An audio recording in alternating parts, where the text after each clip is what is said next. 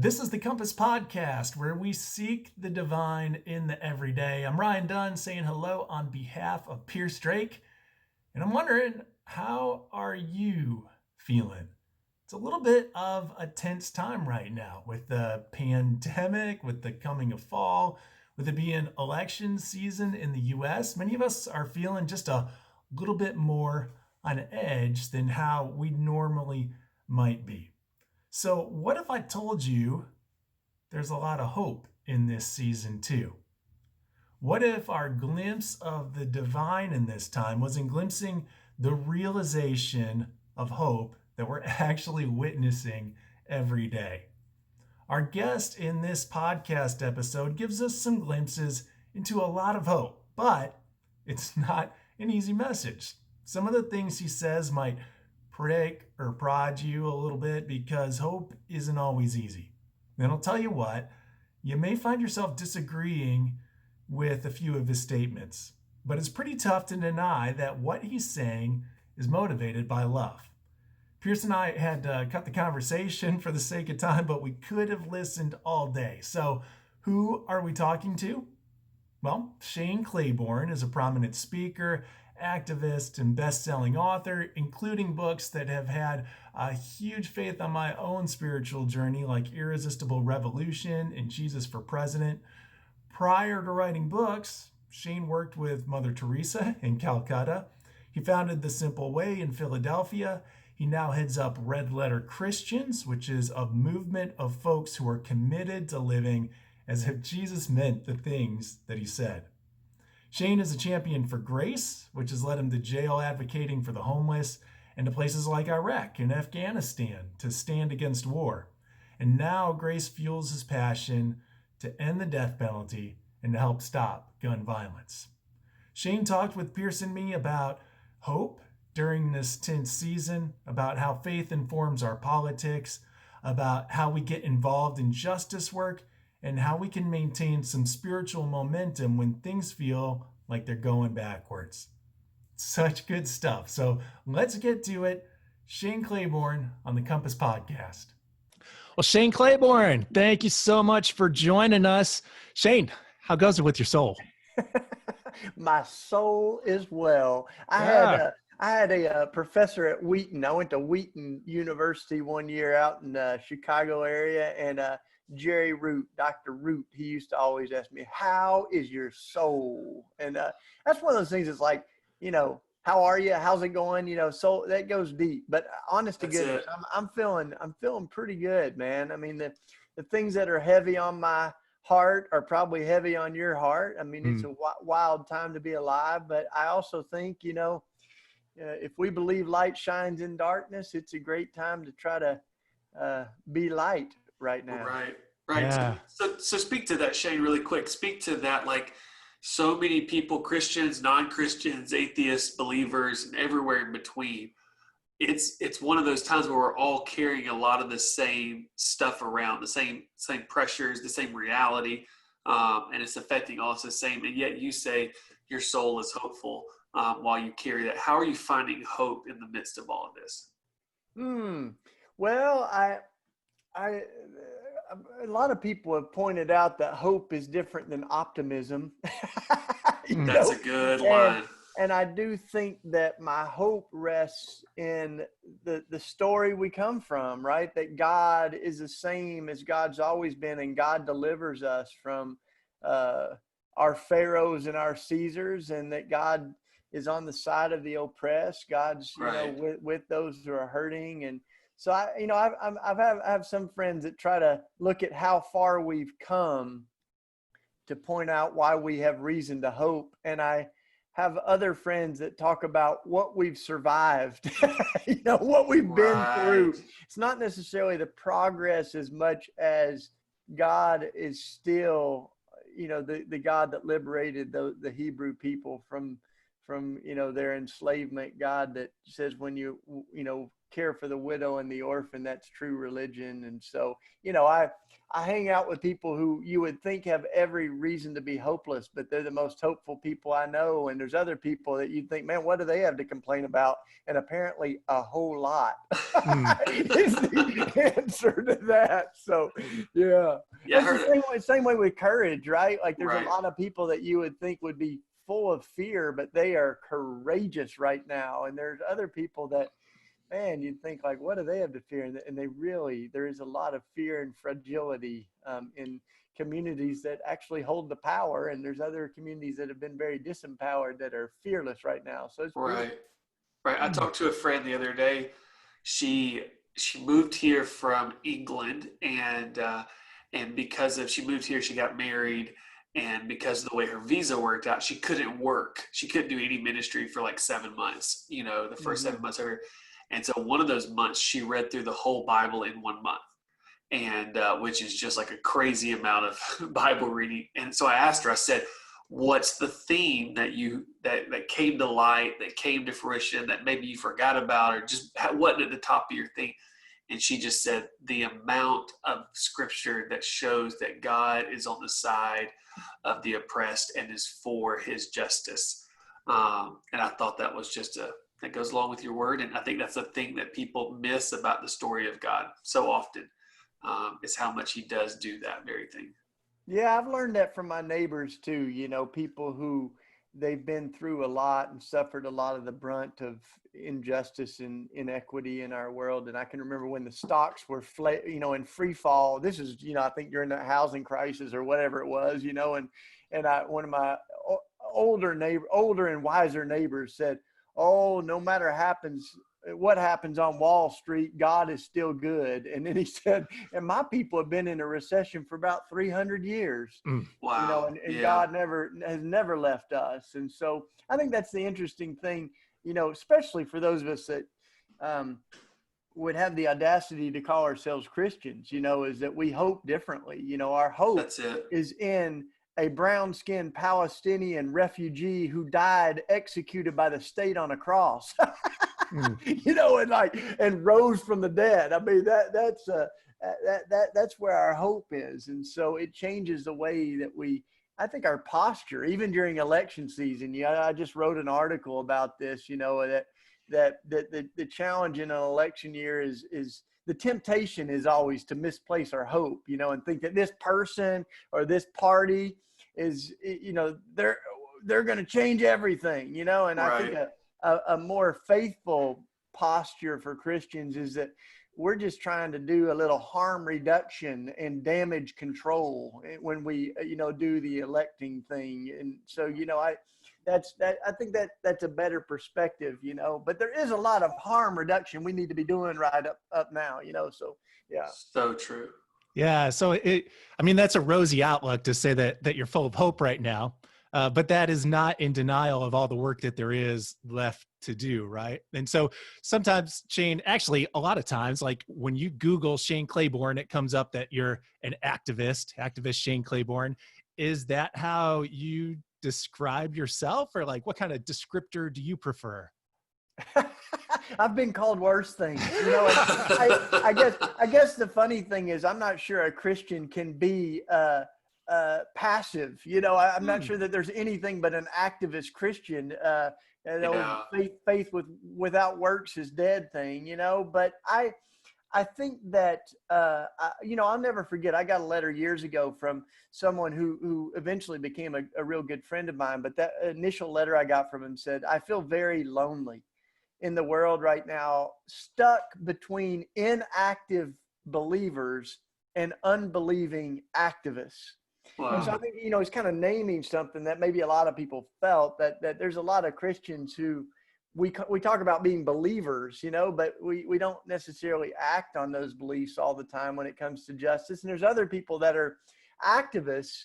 And incidentally, I don't think the world is painted in these, dualisms of this is Christian, this is not. I think Right. God's at work a lot of places and revealing God's self in a lot of different ways. But anyway, so I don't look at the world through this secular and, sacred kind of lens. But anyway, I do think that we need more active Christians. And in my first book, I talked about what, I was kind of faced with this question when I went to my high school reunion, because they were filling out this, archive, this sort of directory of what we're all doing. And it had on their occupation.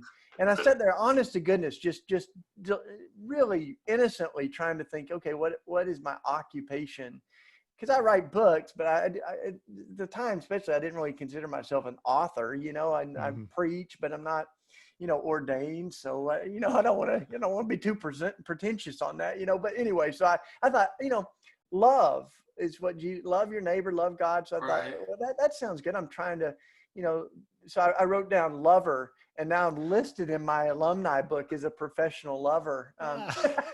So, yeah, but anyway, but I think that's really what I'm after, and what hopefully all of us are after, but love, the love that compels me. I like how Dostoevsky spoke of it. He said, the love we're talking about is not just this sentimental, fairy book love of, story tales and things, but it's actually fairy tales and, children's books or something. Like the love that we're talking about is a harsh and dreadful love that keeps you up at night. The love that comes with responsibility when, we're sleeping in a warm house and our neighbor's in a cardboard box, or we've got children that are separated from their families in cages because they're trying to flee things I can only imagine and find a safe life here. So I think that's, it's both a love that's hopeful and a love that keeps you up at night.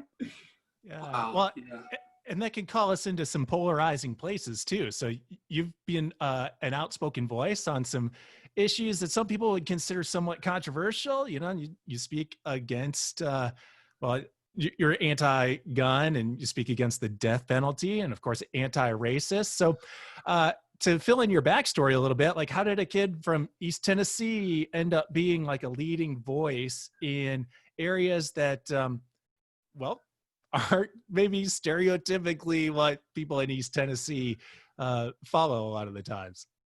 Well, it's interesting because you mentioned anti-gun, anti-death penalty, anti-racism, and I suppose that's true. But I like to call myself pro-life. Yeah. Okay. And I actually it is my belief that every person is made in the image of God, that fuels so much of what I do. And, I think for some folks, pro-life might have a bad taste in their mouth, because what I found growing up is that I talked about being pro-life, but I really only thought about one issue, abortion. Yeah. And we would be more accurate to say that we're pro-birth, or anti-abortion than pro-life. Because, that's the wild thing in American Christian subculture, is that you can be pro-guns, pro-death penalty, pro-war, anti-environment, and still call yourself pro-life, as long as you got the issue of abortion right. So I think there's a lot of folks, me included, that wanted a more robust ethic of life. To me, the Black Lives Matter movement has everything in the world to do with whose lives matter. The issue of immigration, I mentioned the environment, but I took on two issues in particular: gun violence and the death penalty, because I saw specifically on those issues, Christians have actually been the problem rather than the solution. We've actually been the obstacles to life, I believe, on that. The highest gun owning demographic in America is Christians, white evangelical Christians in particular. And yet I think that the cross and the gun give us two really different versions of power. And it's hard to try to reconcile those with each other. The Jesus who said, love your enemy, and the NRA saying, stand your ground, And so I just think that and then on the death penalty, it's like 86% of executions happen in the Bible Belt. Right. States like Tennessee, where you all are, where I grew up. The Bible Belt is the death belt. And so that became very troubling to me, that the death penalty wouldn't stand a chance in America if it weren't for Christians. Wow. And so I really wanted to challenge not just the political issues, but I think there is a whole theology that kind of creates the foundation or the sort of backbone of that. And so I really wanted to name that and wrestle with that. I mean, there's other pieces of this that intersects with our history around race and things like that. You know, the same states in the Bible Belt that held on to slavery the longest are the same ones that have held on to the death penalty. But, you know, really at the heart of many of these issues is not just a political thing, but it's a spiritual crisis. And I think, you know, for instance, with the death penalty, one of the most fundamental questions raised by the death penalty is, do we believe that anybody is beyond redemption? Right. And interesting enough, you know, the United Methodist Church is one of the best statements on the death penalty, essentially saying that it undermines the possibilities of redemption and the redemptive work that Jesus did on the cross. And I believe that at the bottom of my heart, that so a lot of these issues, they do intersect, so yeah, that's what we're up to. So they are controversial sometimes, but I mean, geez, we follow Jesus. Yeah. Like, I mean, you don't get nailed on a cross for like, speaking some kind of like self-help fluffy theology, like the books in the airport no, I'm just kidding. I won't name names, but I mean, you get crucified for disrupting the status quo, for challenging, and it's, the world that we live in. So like Jesus talked about real stuff, when you read the things he said, he's talking about unjust judges and day laborers and widows and orphans. And so, I came to really see that the kingdom of God that Jesus talked about almost every time he opened his mouth was not just something we hope for when we die, but something we're to help usher in while we're here. We're to bring on earth as it is in heaven. So I'm excited about life after death. I just don't think, I believe in life before death too, and I believe we're not just in a holding pattern here waiting to die, but like God's got a mission for us, and it's to transform the world. Yeah. Dr. Petey Bellini, who is up at United Seminary, I was talking to him the other day, and he made a comment. He said, yeah, he goes, we got to realize that God is bringing his kingdom here on earth today, right now, but he does it through his people. That's how it's played out. That's how it's lived out. That's how so God builds his people, and the people build his kingdom. And I loved you had a tweet the other day going back to kind of the abortion issue, or just the life issue. And you said, I wish one party cared more about life before birth, and I wish the other cared more about life after birth. Yeah. And that gave me language. I think it's really interesting. We're looking at political parties, and Christians are, we're getting emails as pastors. I think most pastors are getting these emails from parishioners saying, it's time you take a stand in the pulpit and tell your congregation where to vote and what to do. And in that just reality of going, like, unless the ballot has Jesus of Nazareth by the box, like, that's the only one I'm promoting.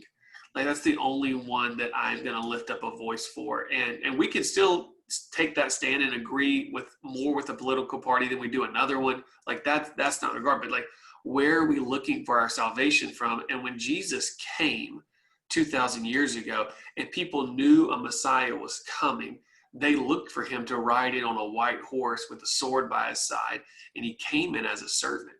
And so I think so often we are, especially, and I would consider myself a Methodist, but also evangelical as theological terms go.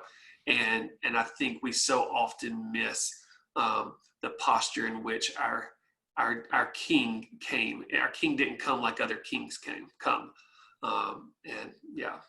Yeah. So, I mean, we did this project a few years ago called Jesus for President, pointing out that's right. Exactly some of the things that you're saying is that literally what happened to the early Christians is that they had a new political imagination, and their ultimate hope wasn't in the emperor or in the Caesars, but it was in Christ. And literally so many of the words that are in the gospel, we've missed the political charge that they had. I mean, words like Lord and Savior. I mean, those pre-existed, and there was already a Savior in town, and his name was not Jesus. That's right.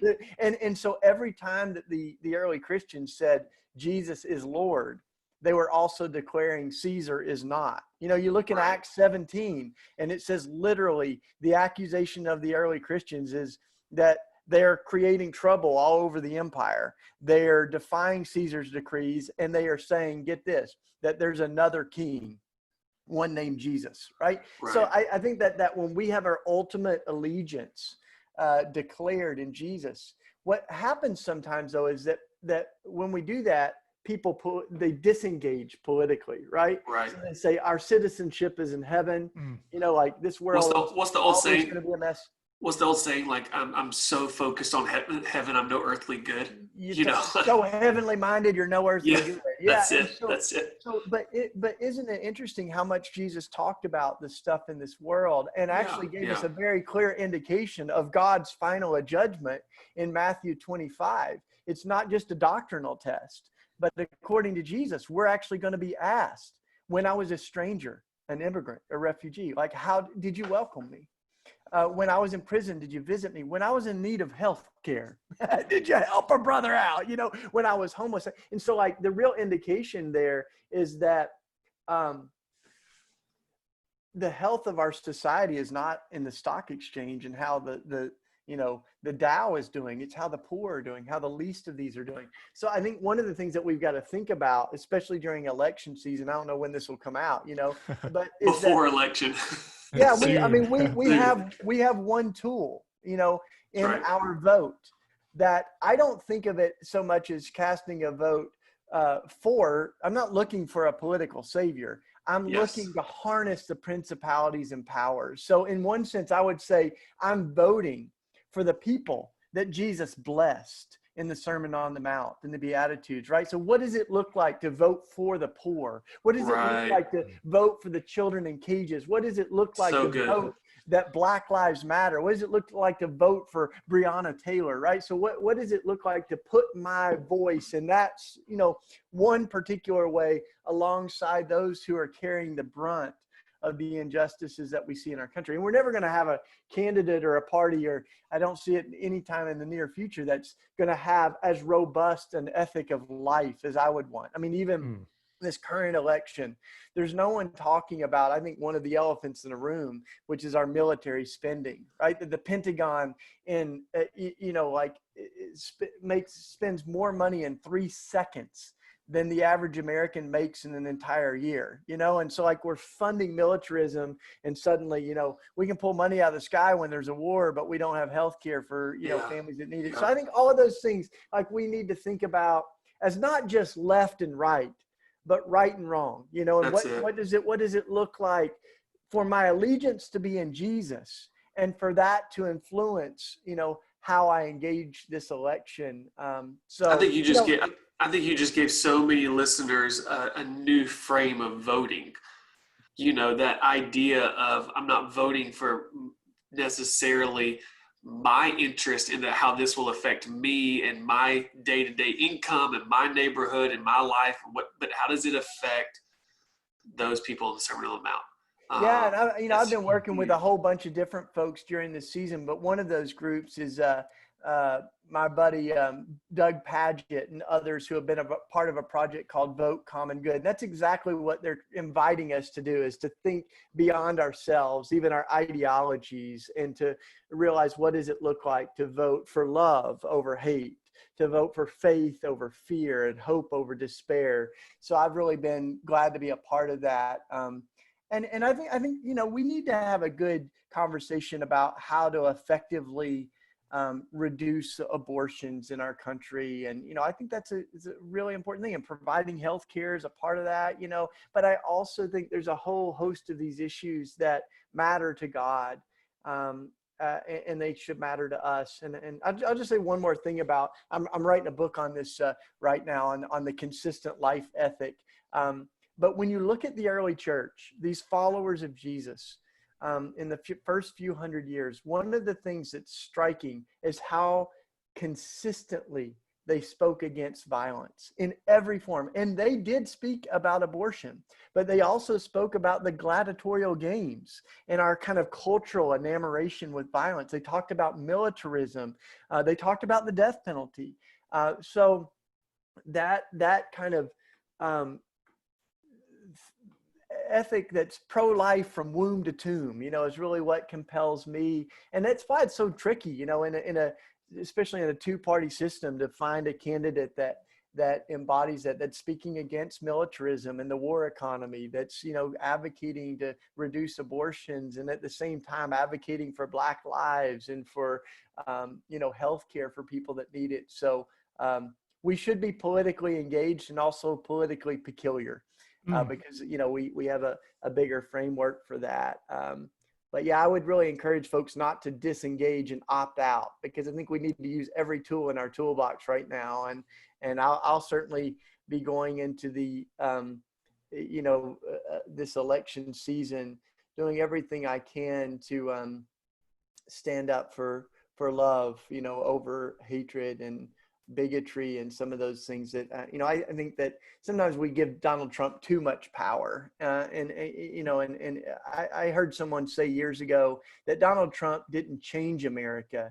He revealed America. And what we're seeing is deeply, deeply troubling. So, this is more than just a person, but I do think that he's surfaced some really, really dark principalities and powers in our country that have really been unleashed and emboldened in new ways. And so, I'm, like I said, I'm not partisan, but I certainly am concerned about the plight of our brothers and sisters that are the policies and the rhetoric of Trump and all those who have enabled him have been really hurtful.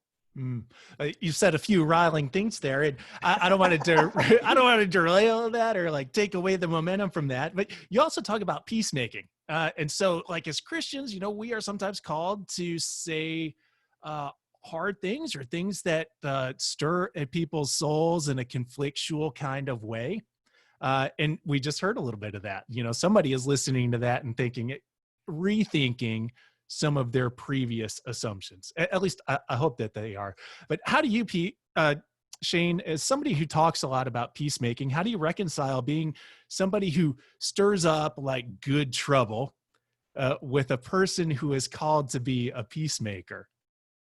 Yeah, so it's interesting. If you read Dr. King really closely, he sort of talks about these different versions of peace, right? And one of them is the sort of devil's peace, the counterfeit peace, right? And that's just the absence of conflict, right? But he says true peace is much, much deeper than that. True peace is the presence of justice, right? So we're not talking about the counterfeit peace. And I think what's happening throughout our country and in many ways all over the world right now is that there are people in the streets crying out, "We can't breathe. Black Lives Matter," right? And that movement, I think, is causing people to respond. And that's a good thing. For way too long, I think people have, especially African Americans and other marginalized communities, have really been crushed by white supremacy and the narrative that we've continued to use to justify our own history and mythologize it in America, with the doctrine of discovery and the manifest destiny and this idea that our forefathers were saints instead of slave owners. And so we end up in this place where we've been better at protecting buildings than the temples of God, than the people. We've been better. We've been more, many of our politicians are more concerned about protecting Confederate statues than Black bodies. And that's a problem, So I think I'm not one who believes in property damage. I mean, I believe that nonviolence is our most powerful, I'm not going to call it a weapon. It's our most powerful force, is our love and nonviolence. But what nonviolence does, that John Lewis talks about, and Martin Luther King, and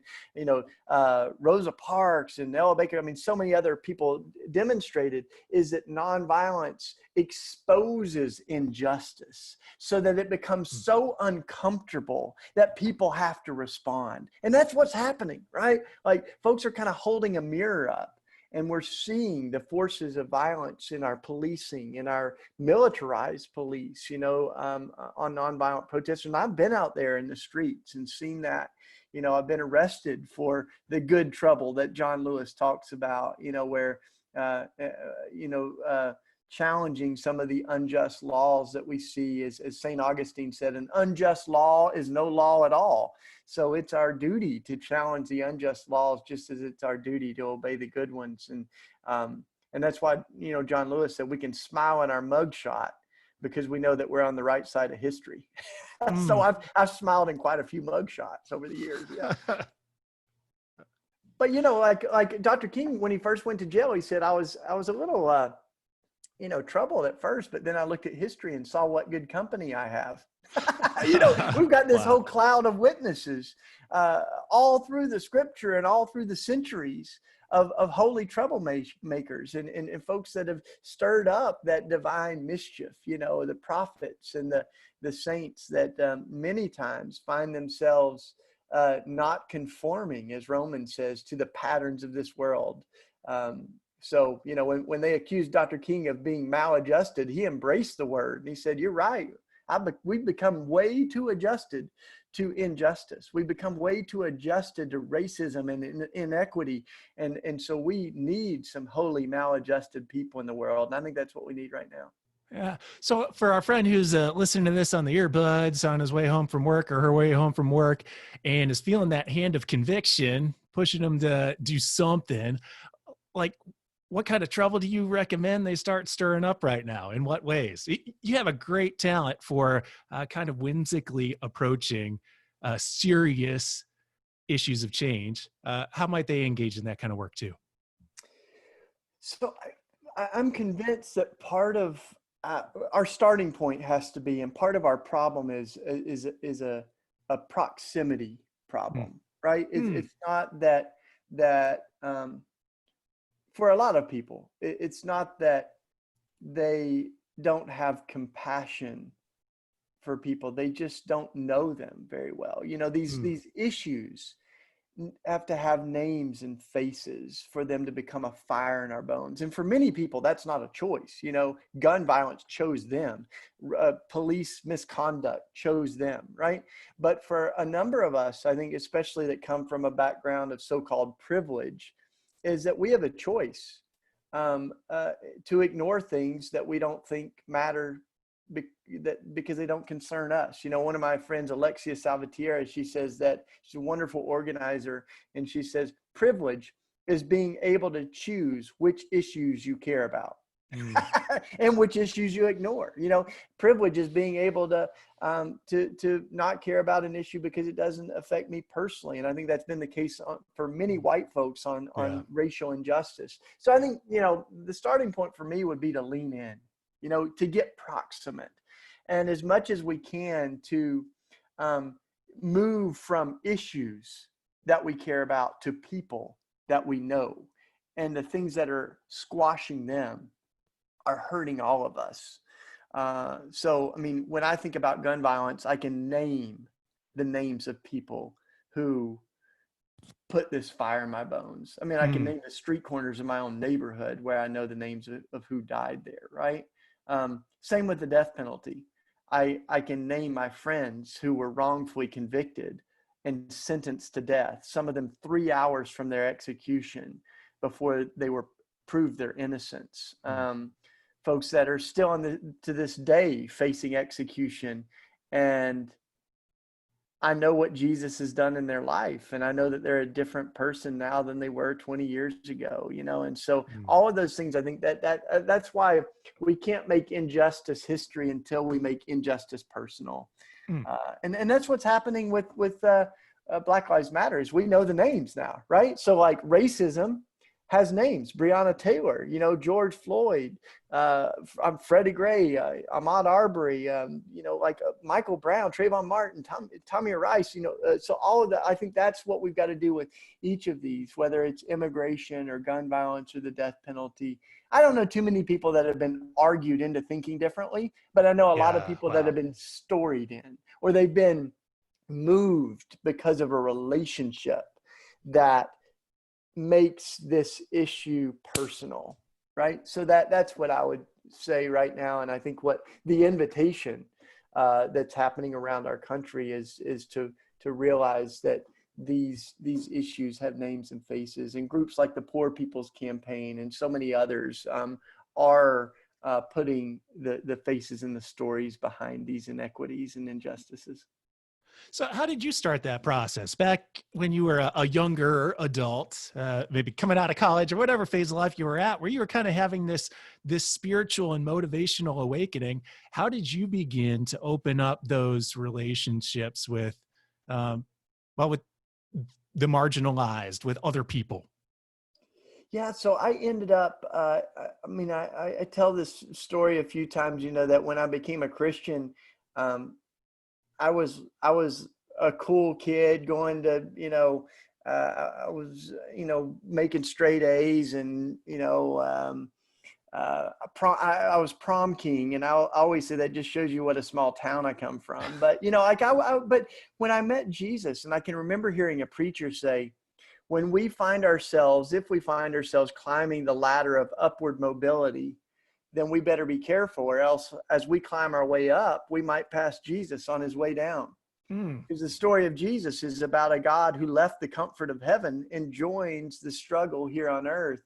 And so that invitation to lean into the suffering of the world that I saw in Jesus, I began to be very curious about that. And so I ended up going to college in Philadelphia at Eastern University. And it was while I was in college that a group of homeless families, mothers and children, this is exactly 25 years ago. I'm going up this weekend to remember this, but these families moved into an abandoned Catholic church building and started living there. And they hung a banner on the front door that said, "How can we worship a homeless man on Sunday and ignore one on Monday?"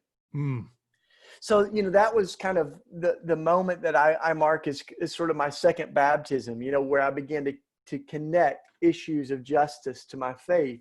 But I can name those sort of moments over and over where gun violence got on my radar because a 19-year-old was killed on my front steps. Where war became so real to me because I was in Iraq during the bombing of Baghdad, when 900 bombs a day were being dropped on Baghdad. And, this was a response to September 11th. And now we all look back scratching our heads going now we know that folks from Saudi Arabia were responsible for the 9/11 killing. And yet we, killed tens of thousands of Iraqis and Afghan people. So I was there, I saw the bombs, and I became convinced like never before that violence is not going to solve our problems. That everything that Jesus taught us as the Prince of Peace is that we don't return evil with evil, but we repay evil with good. We try to love our enemies. We try to heal the wounds of violence without mirroring that violence. So, there's certainly so many moments, but all of it to me was about becoming proximate. It was about getting closer to those injustices and to the people who are directly impacted by it. So I think, I sometimes say some of us are too quick to be a voice for the voiceless. And that's language that we often hear. But sometimes I think we need to, rather than be a voice for the voiceless, we need to stand with those whose voices are not being heard, right? Rather than grabbing the microphone, we need to hold the microphone, and we need to stand behind someone rather than in front of them. And so I think, that's all been a part of my own journey to try to figure that out, what it means to be, to stand in solidarity, to stand as an ally or as a friend to folks who are being really hurt by some of these systemic problems. Yeah. So did that involve you kind of like picking up and moving into a new space to like leave your home in some way, or how did you find the intersectional space to share? Yeah, So as a so college student who's, especially at that time, you can get set into a bubble of the college campus. What brought you out of that? Yeah, I always like how Karl Barth, one of the great thinkers of the church, he said, we need to read the Bible in one hand, but we need to hold the newspaper in the other, so that our faith doesn't just become a ticket into heaven and a license to ignore the world we live in. And interestingly enough, it was one of my college friends who threw down a newspaper that had the whole story of these families living in this cathedral with their children. I mean, this is almost 100 people, moms and kids that had nowhere else to go. And, you know, we had a prayer meeting. That was our knee-jerk response was, let's have a prayer meeting. And literally as we're praying that night, and we did pray that night, we felt very profoundly moved that we were sort of throwing our hands up at God going, God, why don't you do something? And we felt God say, I did do something. I made you, you know, and sometimes I feel like, you know, literally like there are many things that we are waiting on God for, and God may be waiting on us to respond to, you know. I sometimes say that when you ask God to move a mountain, God might hand you a shovel and be like, you're my hands, you're my feet, get out there, you know? So yeah, I mean, it transformed everything, like our responsiveness. That night we had a prayer meeting, and then we got in our cars and we went down and we asked those families, what can we do? And they told us. And it started a, you know, student solidarity movement that eventually gave birth to the community that I've been a part of for the last 20 years or so, you know, in North Philadelphia, called the Simple Way. So we've been sort of building this village with community gardens and murals, you know, and affordable housing. And we're doing that, you know, in the middle of the pandemic. A lot of my neighbors are just heroes of mine. They're sharing thousands of pounds of food with neighbors, delivering bags to seniors, taking care of kids that can't rely on, you know, school lunches right now because they're doing education from home, things like that. So we're doing our best, man. And that's been literally our vision for the church started in the ruins of this old abandoned church building. And that's been transformative for the last 20 so years. I'd imagine that in that kind of work, there's something that probably uplifts your heart on a daily basis and something that breaks your heart on a daily basis. And in those times when you are feeling the struggle of it, how do you spiritually refresh, Shane? So like, what are some of the practices that you personally utilize that, well, help you to reconnect or help you to re-energize for the next day's work? Yeah. So there was a period where we became pretty convicted that we were good at the activist part, but we weren't as good at the prayer part. And a bunch of our communities got together, and we created this prayer book called Common Prayer. And it's on a phone app now, or, you know, app for mobile devices and all that stuff. But it's also like a really helpful tool, you know, to literally wake up and remember history. We remember, you know, this is a day that we bombed Hiroshima or Nagasaki. This is a day that Rosa Parks was arrested, or that Mandela was released from prison, or Oscar Romero was killed. So we're remembering history, but we're also praying together. And it's got like 50 songs that we've learned to sing from different traditions. It's got a lot of the saints with a big S and a little s. You know, you'll be happy to know we remember folks like John Wesley, you know, and Wilberforce and Dorothy Day and all those that, you know, may not be official saints yet. But yeah, so that prayer life has been really clutch. I also think that community is so important, that we're not carrying all these burdens on our own. And if you just sit around and look at Twitter all day, like, you get pretty depressed. You know? Yeah. So I think like community, in some ways, you know, when you're a teenager, you hear about community or you hear about peer pressure, you know, as an all negative thing, and it can be.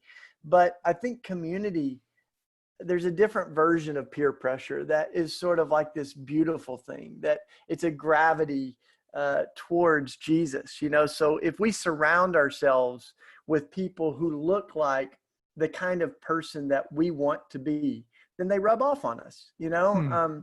And I think if you want to be more hopeful, hang out with hopeful people. You know, if you hang out with narcissists, you'll become more of a narcissist. You'll become more cynical if you hang out with cynical people. You'll become more generous if you hang out with generous people. So I think we're all trying to surround ourselves with people that remind us of Jesus, and community is really clutch to that.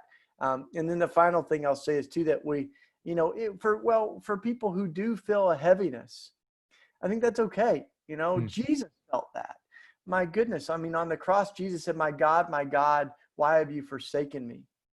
So literally Jesus, God, felt the absence of God. And so we're walking with Jesus. We may feel that long loneliness sometimes, but Jesus also shows us the triumph of hope over defeat. As he through the cross and resurrection, I think it's talk about the ultimate protest of history. I think what Jesus did on the cross and through the resurrection was absorb all of the violence and hatred that we're capable of. He absorbed that and exposed it, put death on display in order to subvert it with love and forgiveness and an empty tomb. So that's the end of the story. We know that, and it makes us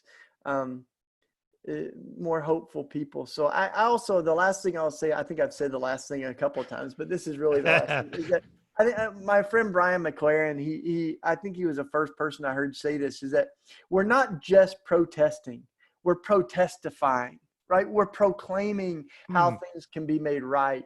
And so part of what we've been doing with guns is that we've got more guns than people in the US. So we've been inviting people to donate guns, and we've gotten hundreds of donated guns from all over the country. And we've been transforming them into garden tools, inspired by the prophets Mike and Isaiah that talk about beating swords into plows. So we're literally, I'm an apprentice blacksmith, and so is my wife Katie. And your listeners won't appreciate this, but people that are watching might like to see that we've got all these tools that we've made out of guns that we've melted down. Wow. And it's powerful because it's so concrete, right? And it's I don't use the word lightly, but it's sacramental. This word that we use in the church, this holy mystery, because all over the country we've seen victims of gun violence who have taken the hammer, and as they beat on this piece of metal and transform it, you see something happen in them. I know Sharon Risher, her mom and her loved ones were killed in the Emmanuel church shooting in South Carolina. And she said, as I was beating on that gun, I did what I once wanted to do to Dylan Roof, but I took all of that rage out on that gun. And she said, something inside of me began to heal in a way that you can't hardly put words to. I saw another guy who, as he beat on this gun, he started weeping, got really emotional. And we talked to him afterwards, and he said, I beat on that gun 18 times because I killed someone that was 18 years old.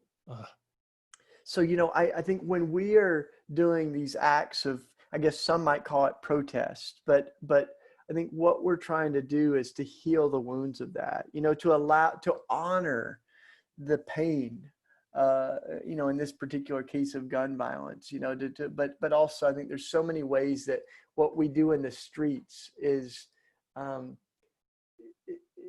honoring the grief and the pain of years and years of injustice, and proclaiming it doesn't have to be this way. The great Sikh activist, Valerie Kaur, she's also a lawyer. She said, she gives this vision that, America is groaning. And she says, there's this vision of the darkness that we're in right now. And she said, is it the darkness of the tomb, or is it the darkness of the womb?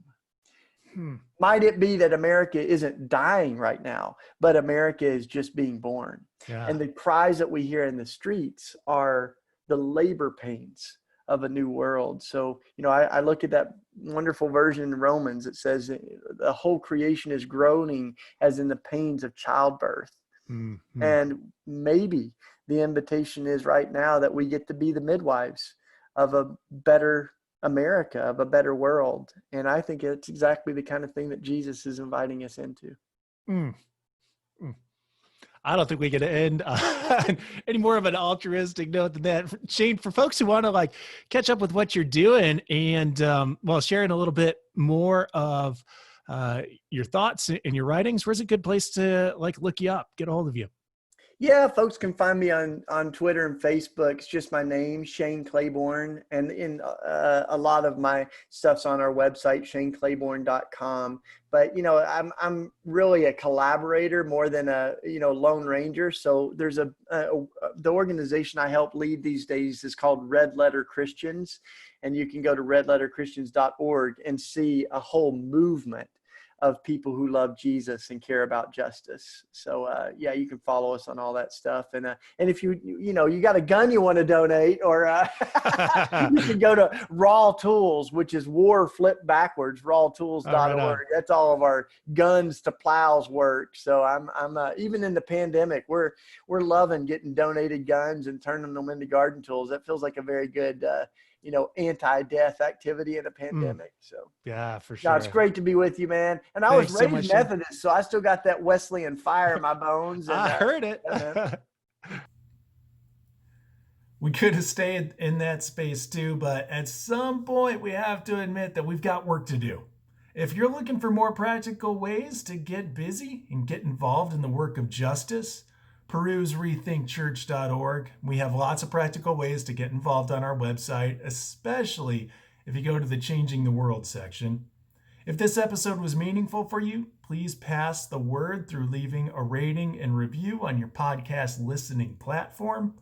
My name is Ryan Dunn. You can contact me at rdunn@umcom.org. Pierce Drake is on social media, all of them, at JPDII. We'll be back in 2 weeks with another episode. In the meantime, grace and peace to you.